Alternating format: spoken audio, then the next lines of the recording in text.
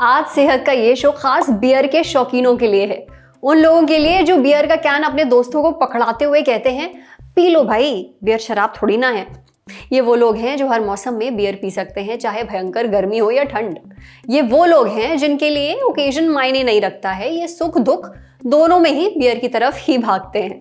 अब भले ही आप बियर के कितने भी कसीदे पढ़ें, बियर शराब का ही एक रूप है, यानी शराब ही है। और हर शराब की तरह ये भी सेहत के लिए नुकसानदेह है। शराब के नुकसानों पर हम बहुत बार बात कर चुके हैं, इसलिए आज आपको बख्श देते हैं। आज बात करेंगे उस फैमिली पैक की जो बियर पीने के बाद बन जाती है, यानी आपकी तोंद। आपने नोटिस किया होगा, ज्यादा बियर पीने से तोंद निकल आती है। इसे बियर बेली भी कहते हैं। सेहत के इस एपिसोड में आज डॉक्टर से जानिए कि ये बियर बेली एग्जैक्टली क्या है, बियर पीने से तोंद क्यों निकलती है, अगर बियर बेली है तो क्या क्या परेशानियां हो सकती हैं, बियर बेली से बचना है तो क्या गलतियां नहीं करनी चाहिए, और सबसे जरूरी बात, बियर बेली कैसे कम की जाए। सुनिए। Powered by Sensodyne K। बस पैक नहीं है। SLS पैराफिन और दूध का करंट भी कौन, तो लाइफ का करंट ऑन, कुछ भी तो ट्राई करके देख ले। Sensodyne K toothpaste for sensitive teeth. हमारे पेट के इर्द गिर्द या फिर एब्डोमिनल एरिया में फैट का अत्यधिक मात्रा में जमा हो जाना, जिसकी वजह से जो अपीयरेंस या शेप है वो राउंडेड या फिर उभरी हुई दिखे, उसे हम बियर बेली कहते हैं। इसके कई कारण हो सकते हैं। Excessive calorie intake. ध्यान रहे कि अल्कोहल या बियर में फैट के बाद सबसे ज्यादा कैलोरीज होती है, और आमतौर पर यदि कोई इंडिविजुअल अल्कोहल कंज्यूम कर रहा है तो साथ में वो अनहेल्दी या फिर कैलोरी डेंस स्नैक्स भी खाएगा, जिसकी वजह से कैलोरी शूट अप हो जाती है। हार्मोन्स का संतुलित न रहना, जिसकी वजह से हमारा जो फैट डिपॉजिट्स है वो एब्डोमिनल एरिया में बहुत ज्यादा हो जाते हैं। मेटाबॉलिज्म का स्लो डाउन होना, जिसके कई कारण हो सकते हैं। उदाहरण के तौर पर एक्सेसिव अल्कोहल कंजम्पशन, एज का बढ़ना, जेनेटिक्स, और स्ट्रेंथ ट्रेनिंग या वेट ट्रेनिंग में इंडल्ज नहीं होना। बियर बेली की वजह से बहुत सारे हेल्थ रिस्क या इश्यूज आ सकते हैं। कार्डियोवास्कुलर डिजीज होने की संभावनाएं बढ़ जाती हैं, जैसे कि हाइपरटेंशन या स्ट्रोक। विसरल फैट बहुत ज्यादा होने की वजह से इंसुलिन फंक्शन बाधित हो सकता है, जिसकी वजह से टाइप 2 डायबिटीज होने की संभावना बढ़ जाती है। बहुत सारे लीवर के इश्यूज हो सकते हैं, जैसा कि फैटी लीवर, इन्फ्लेमेशन, सिरोसिस होना। हार्मोनल इम्बैलेंस होने की वजह से भी मेटाबॉलिक डिसऑर्डर्स होने की संभावनाएं बढ़ जाती है, क्योंकि फैट और या दूसरे शब्दों में वेट बहुत ज्यादा है, उसकी वजह से स्पाइन या फिर जॉइंट्स के ऊपर में अत्यधिक प्रेशर पड़ता है, जो कि पेनफुल या फिर समटाइम्स मोबिलिटी कॉम्प्रोमाइज हो जाती है। कुछ सर्टेन टाइप्स ऑफ कैंसर, जैसे कि कोलोन या पैनक्रियाटिक कैंसर, भी होने की संभावना हो जाती है। बियर बेली को कम करने के लिए हमें कई बातों के ऊपर ध्यान देना होगा। हमें एक हेल्दी खान पान की तरफ खासा ध्यान देना होगा, जिसमें कि proteins, vegetables, fruits, whole grains और हेल्दी फैट्स हम शामिल करें। अल्कोहल ओकेजनल तो ठीक है, लेकिन एक्सेसिव अल्कोहल में इंडल्ज ना करें। प्रोसेस्ड फूड्स को भी हम अपनी टेबल से हटा दें। जो पोर्शन साइज है उसको भी हम अंडर कंट्रोल रखें। फिजिकल एक्टिविटीज में हम पार्टिसिपेट करें, उसमें कार्डियो भी हो और उसमें स्ट्रेंथ ट्रेनिंग भी हम शामिल करें। स्लीप क्वालिटी, आमतौर पर क्वालिटी स्लीप हमारी 7 से 8 घंटे की होनी ही चाहिए। स्ट्रेस, जिसकी वजह से कि कॉर्टिसोल लेवल्स बहुत बढ़ सकते हैं और फैट एक्युमुलेशन बढ़ सकता है, उसको भी हम मैनेज करना सीखें। इसमें आपके लिए योगा और डीप ब्रीथिंग जैसी एक्टिविटी सहायक हो सकती हैं। हमें लगातार बारंबार लंबे समय तक हमें कंसिस्टेंट भी रहना पड़ेगा।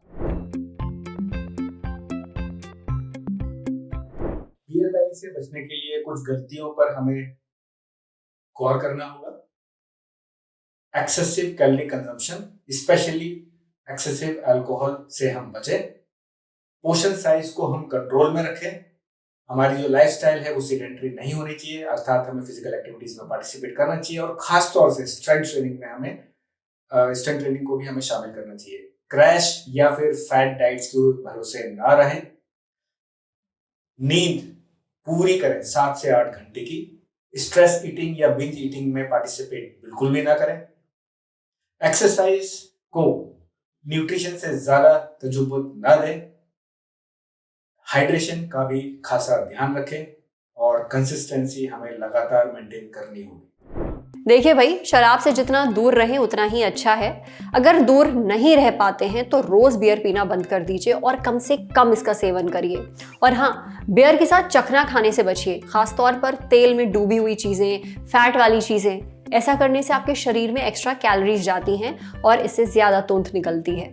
अब बढ़ते हैं सेहत के अगले सेगमेंट की तरफ, तन की बात। क्या दांत साफ करने के लिए इलेक्ट्रिकल टूथब्रश इस्तेमाल करना चाहिए? क्या इनके इस्तेमाल से दांत वाकई साफ हो पाते हैं? जानते हैं डॉक्टर से।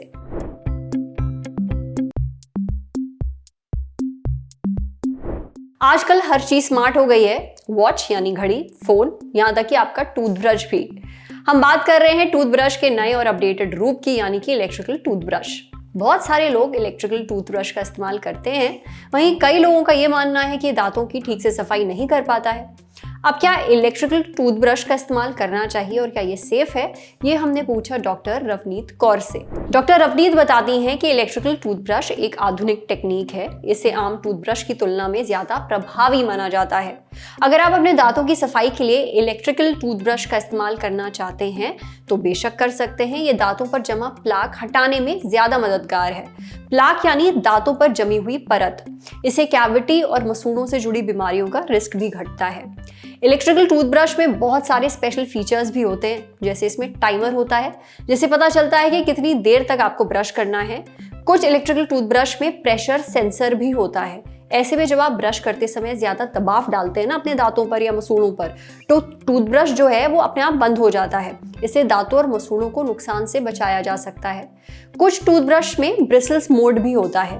ब्रिसल्स ब्रश पर मौजूद हिस्से को कहते हैं। इन टूथब्रश में हाई ब्रिसल्स मोड और सॉफ्ट ब्रिसल्स मोड दोनों होते हैं।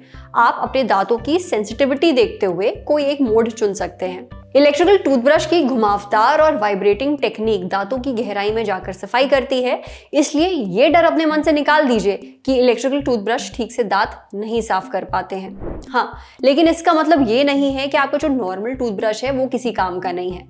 अगर दांतों को दिन में 2 बार पूरे 2 मिनट तक अच्छे से ब्रश किया जाए तो आम टूथब्रश भी दांतों और मसूड़ों को अच्छे से साफ कर सकते हैं। ये पूरी तरह आपकी पसंद और जरूरत पर निर्भर करता है कि आपको कौन सा टूथब्रश इस्तेमाल करना है। लेकिन हाँ, अगर आप नॉर्मल टूथब्रश इस्तेमाल कर रहे हैं तो उसे हर 3 महीने में जरूर बदलें। जहां तक रही बात इलेक्ट्रिकल टूथब्रश की, तो वो आपको पूरा का पूरा बदलने की जरूरत नहीं है।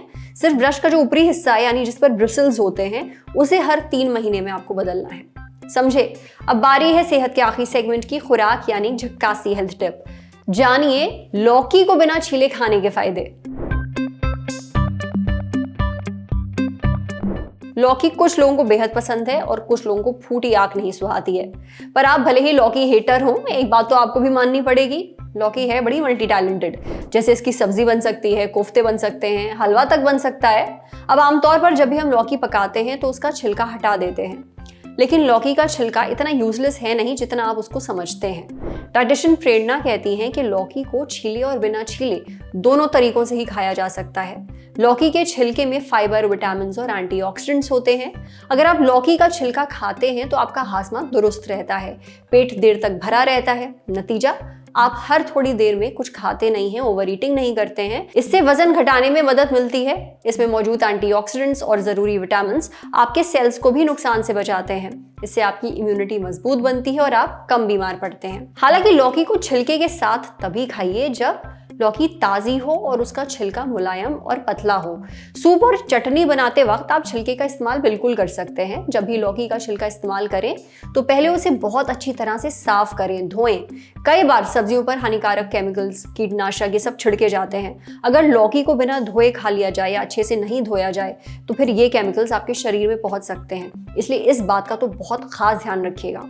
एक चीज और, अगर लौकी फ्रेश नहीं है या उसका छिलका बहुत मोटा है, उस पर किसी भी तरह के दाग धब्बे हैं, तो ऐसा छिलका खाने से बचें, इससे दिक्कत हो सकती है। वहीं अगर आप लौकी की सब्जी, कोफ्ते या हलवा वगैरह बना रहे हैं तो इसमें लौकी छीलकर ही इस्तेमाल करें। छिलका डालने से इसका स्वाद बिगड़ सकता है। आज सेहत पर इतना ही। अगर आप एक डॉक्टर हैं, हमसे कुछ शेयर करना चाहते हैं तो जो ईमेल आईडी इस वक्त आपको अपनी स्क्रीन पर दिख रही है उस पर हमें एक मेल भेज दीजिए। शुक्रिया।